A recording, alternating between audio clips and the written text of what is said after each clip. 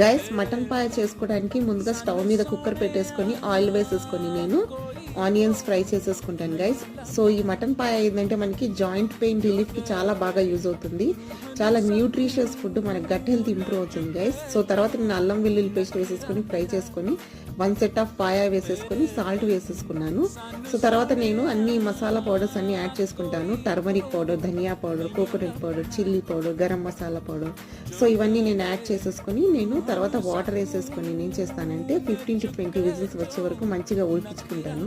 So మనకి ఏంటంటే ఈ పాయా రెసిపీ ఏంటంటే మనకి మజిల్స్ బిల్డ్ చేయడానికి, మనకి కొలాజన్ ప్రొడక్షన్కి కానివ్వండి, మన బాడీ డీటాక్సిఫికేషన్ కానివ్వండి, సో ఇలా చాలా యూజెస్ ఉన్నాయి. సో దీన్ని మనం లిక్విడ్ టైప్లో కూడా చేసుకోవచ్చు, లేకపోతే ఇలా కర్రీలో అయినా చేసుకోవచ్చు, అంటే సూప్లో అయినా చేసుకోవచ్చు, మనం కర్రీలో అయినా చేసుకోవచ్చు. సో లాస్ట్లో నేను ఏం చేస్తానంటే ధనియా అంటే కొత్తిమీర వేసేసుకొని నేను సర్వ్ చేసేసుకుంటాను. రాగి ముద్ద బెస్ట్.